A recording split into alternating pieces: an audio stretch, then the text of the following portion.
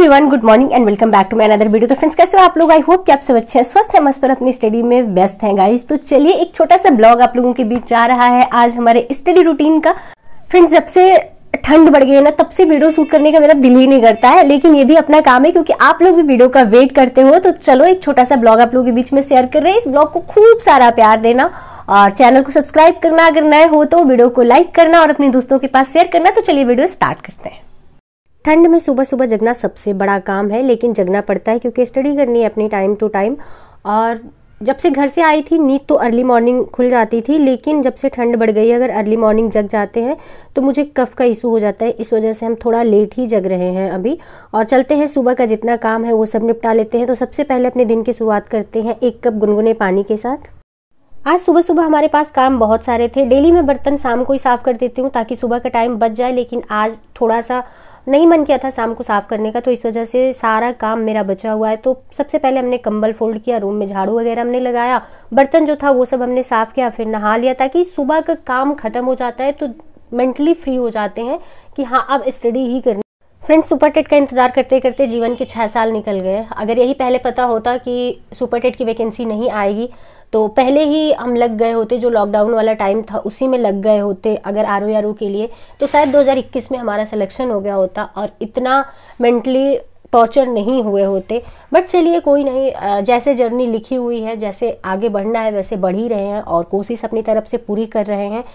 बाकी super TET को लेके ऐसी न्यूज आती है, लगता है कि बस अब तो वैकेंसी आ ही गई, लेकिन अगले पल ही निराशा हाथ लग जाती है। तो देखिए आज के न्यूज़पेपर के अकॉर्डिंग तो ऐसा लग रहा है कि कुछ पॉजिटिव न्यूज़ आएगा निकल के, और हमेशा पॉजिटिव ही सोचना है। बेशक बहुत बार उम्मीदें टूटी हैं, लेकिन हम हमेशा कहते हैं कि पॉजिटिव सोचेंगे हम लोग तो ज़्यादा एनर्जेटिक फील करेंगे। अगर नेगेटिव हो जाएंगे तो अपनी एनर्जी डाउन होगी, उसके अलावा किसी का कुछ नहीं जाएगा।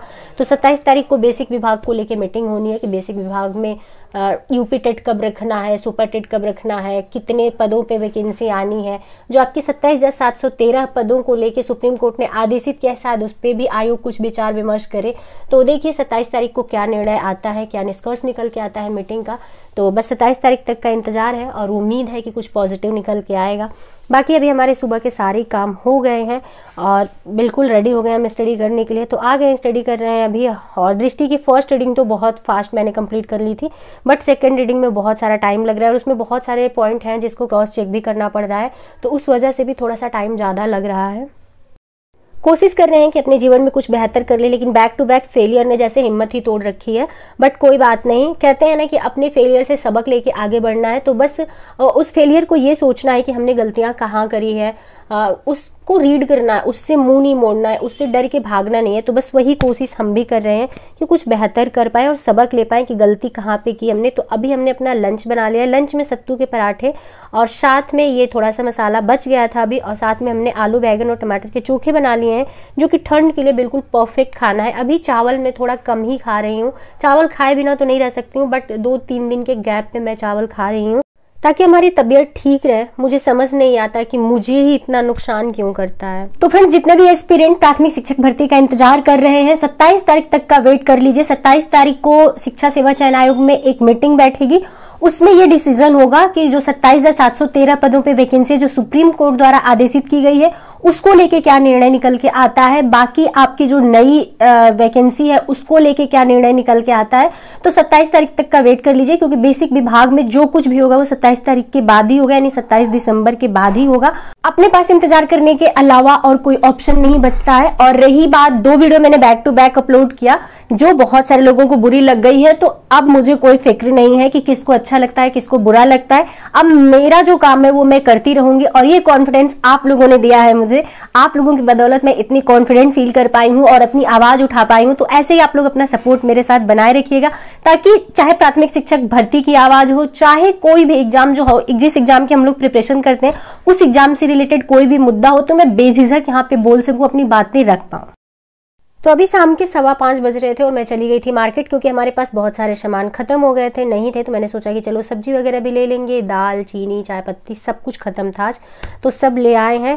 मार्केट से वापस आकर 1 कप हमने चाय बना लिया और आ गए स्टडी करने के लिए। अभी एक क्लास हम एंड करके गए थे मार्केट, और अभी आए हैं तो वापस से दूसरी क्लास हम देख रहे हैं, क्योंकि रिवीजन बहुत मस्ट है और जो पॉइंट मुझे वीक लगता है अपने सब्जेक्ट का सबसे पहले उसका मैं रिवीजन करूंगी। जब से इस बार घर से आई थी तब से मैं ज्योग्राफी पढ़ रही थी, तो पॉलिटी और हिस्ट्री को मैंने बिल्कुल भी टाइम नहीं दिया था। तो अगर लंबा गैप हो जाएगा रिवीजन में तो वो भी चीज़ें भूल जाती हैं। तो कोशिश करूंगी कि टाइम टू टाइम मैं रिवाइज करती रहूं ताकि कन्फ्यूजन ना हो, क्योंकि हर बार यही गलती हमने की है कि पढ़ लिया तो मुझे लगा कि पढ़ लिया तो अब याद ही रहेगा, लेकिन वहाँ पे जाके कन्फ्यूजन हो जाती है।